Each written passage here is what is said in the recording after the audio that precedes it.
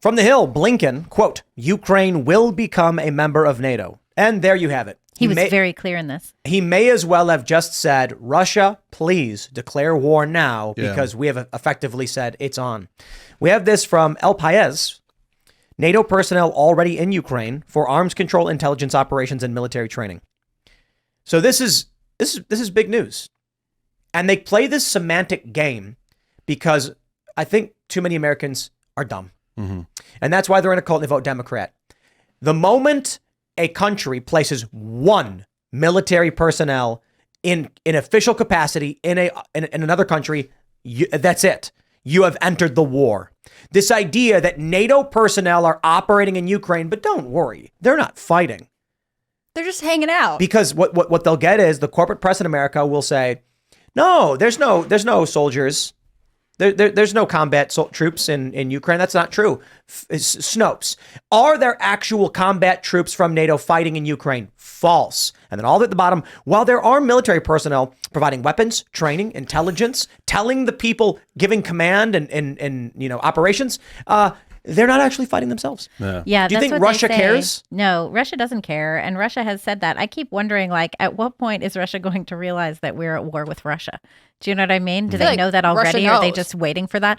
Because our guys we've provided all of these missiles. We've provided all of this stuff that Biden said that we absolutely weren't going to provide. He promised that we wouldn't be sending any tanks, and then he sent tanks. He promised that we wouldn't be sending F-16s. Then we said just get them from Poland. It's totally fine. Mm-hmm. We promised that we wouldn't be sending long-range missiles, and now that's on the table. I was at this fascinating debate last week in New York with John Mearsheimer and Daniel Davis and some other people, and Heather Conley and former ambassador, whose name I forget. But they were talking about, should Congress continue to fund the war in Ukraine? And on the one hand, you had Mearsheimer and Davis who were opposed to it, saying there's no way that Ukraine can win this war. What we need to do is make Ukraine a neutral territory and, negotiate a way out of this conflict now, so that eventually we're not negotiating terms of surrender, right? Which I thought was sort of interesting.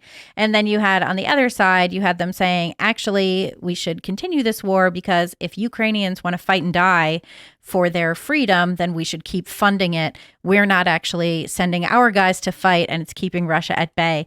And it's providing all of this, funding to enhance the military industrial complex in the United States. And I was like, it all is bad. Every conceivable avenue. I got another option for you there. It's good luck, Ukraine. I wish you the best. Well, there's that too. Yeah. Well, that was the Mearsheimer perspective. Was let's not fund this anymore. Well, I'm saying that means if they lose, they lose. I don't care. I'm not going to argue a neutral ground, or if Ukraine surrenders, good, no more war. Right. Well, the idea was that neutral would protect NATO. That was sort of the idea. I think Putin's a bad dude for a lot of reasons. I think he's done bad in Ukraine, obviously. I think he's got his interests and his propaganda, and I don't care about Ukraine. I always love how the conservatives, when it comes to war, they suddenly become Keynesians because they say, no, I'm a free market capitalist. But if we can spend a lot of money on the military for war purposes, that's good for the economy. And it's well, is Ukraine buying? No. The taxpayers are paying for it. We're paying for it. So suddenly now we're to give away money. Suddenly we're all Keynesians now. It's we might as well just. Weren't we weren't we selling weapons in World War I and II to Europe? Of course. I mean, that helped us immensely. Did you see the Biden administration will sell fighter jets to Israel? Let me clarify this for everybody. The Biden administration will give Israel money. Israel will then hand the money back to us in exchange for our fighter jets. Mm-hmm. So basically, they found a circuitous method of handing over our fighter jets to Israel. Yeah. It seems crazy to me. I mean, to your point of, does Russia know that we're at war with them? I 100% think Russia does, purely by the way that they treat the wrongfully detained Americans, right? Like Gershkovich. Paul Whelan, Mark Fogel. They're all hanging out, and Putin's never going to give them up. He has no reason to do America any favors right now, especially as we play coy about this whole, not coy anymore, thanks Blinken, about if Ukraine is going to be a part of NATO. That was the one phone call that he made to Biden before, when he still had troops on the border. Mm-hmm. He said, I don't want Ukraine in NATO. And that ballet dancer, don't we have a ballet dancer? We have, there's a ballet dancer that's, she was born in Russia, but she's an American citizen. And then there is a reporter who works for free radio, or There was Radio Free Paul Europe. Whelan, and then and there's two dual Russian American citizen women that are incarcerated, but then it's Gershwin from the Wall Street Journal, it's Paul Whelan, the former Marine, and it's Mark Fogel, who was detained on marijuana charges.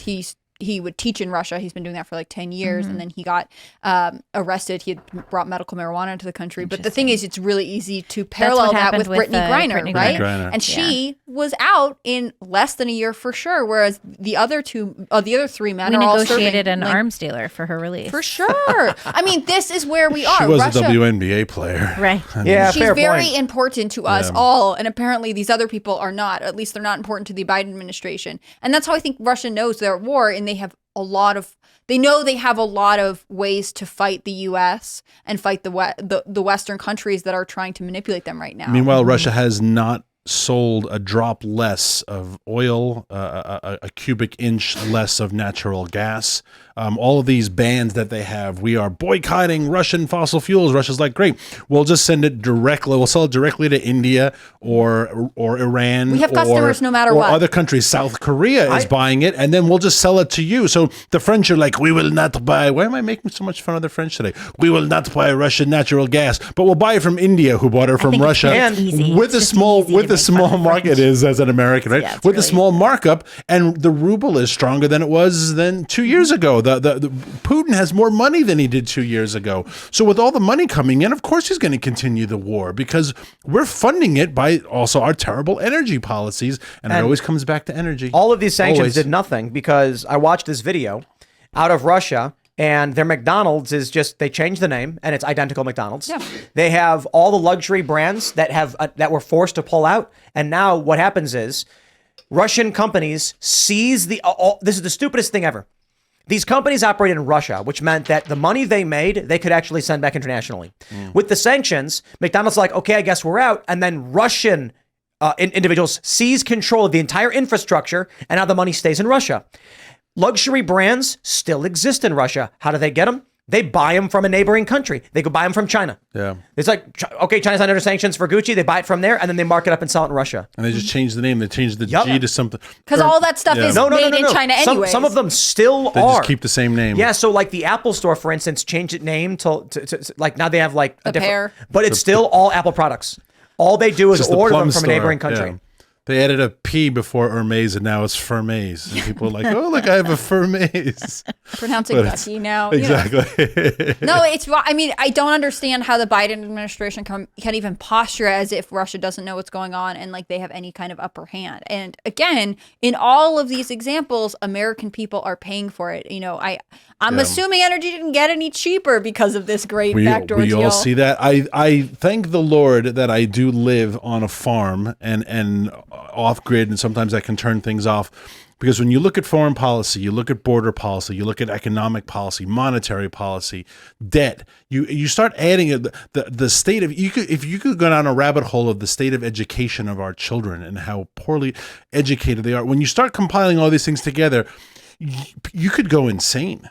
Yep. I mean, if you realize like if anyone could point to one thing that is quote unquote working, right? Just one thing that you're like, well, at least here we go. Biden drained the strategic petroleum reserves and will not refill them. Even though he promised. Because if he does, it will drive the prices back up right before an election. It's too expensive. A Biden promise. It doesn't mean anything. It doesn't. He's made so many promises and he doesn't keep any of them. Trump was hell-bent on keeping his promises, even when he couldn't do it. Yeah. Mm-hmm. Like, he was like, we're getting a wall. Yeah. Like, I have to do it. And he built a bunch of it. That's right. You know? And they tried stopping him. Yeah. Imagine if he succeeded in building his big brick wall 30 feet tall from sea to shining sea. I'd love it. No border crisis. That'd be great. Yeah, it'd be a wonderful thing. You know, be a lot easier to get snipers up there like they have in Israel. I do love how Trump was like, I want a big concrete wall. And they were like, that's actually bad because then we can't see on the other side. And he's like, oh.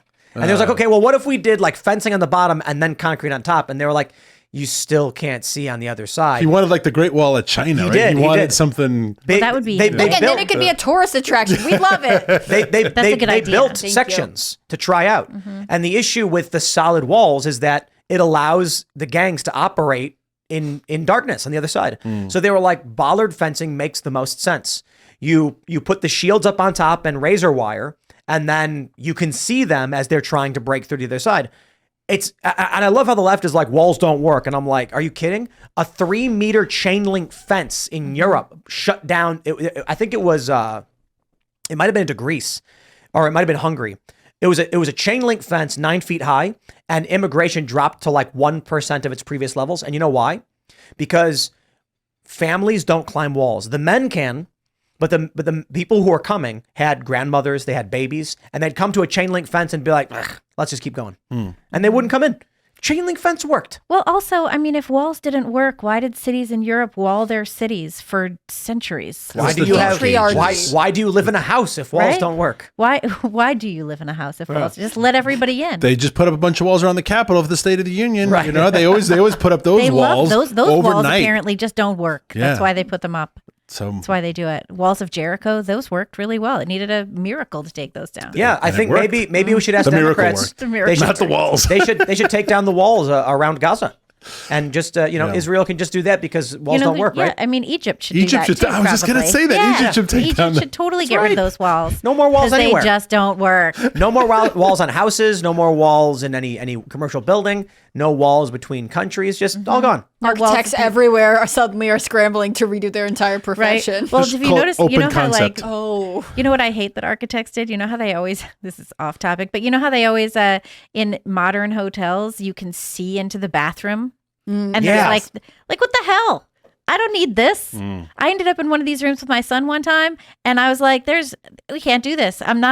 This is just not how I had to call down. I was like, you got to change this room. What was it, like a glass bathroom? It was a glass bathroom. And so if you're sitting in the bedroom area, you're looking into the shower. Was it like fogged? Weird. It was not fogged. What? It was not fogged. I went to one hotel. It was just clear glass. They had a window into the shower from the bedroom. I've seen that before. That's what this was, but it was the full floor. But this one just had like a small window, and I was like, I get it. If it's a couple that's going on vacation, sometimes you're sharing a room with your sister, though, right? And you don't really want the or your mom. Yeah. When you call the hotel to make a reservation and be like, look, I'm traveling with someone I'm related to. Please, full wall. Or even with your spouse, there are just certain things I don't want an audience for. For right? real. Like you That's just the thing. don't want. Like it's okay. Yeah. Keep a little mystery about yourself. Save the relationship. Walls are good. Walls are good. This is the whole point. Thank you so much. Yes. That's so true. Walls are key. That's why we've been building them for so long. Yeah, the whole society thing. I'm a fan of walls. Yeah, I like them. Look, I'm pro wall. I'm willing to say it.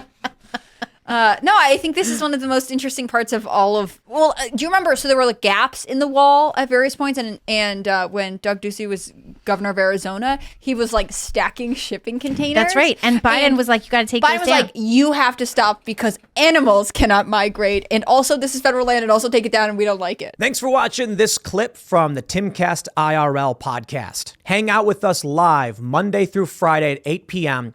and become a member over at timcast.com for uncensored, members-only shows exclusive.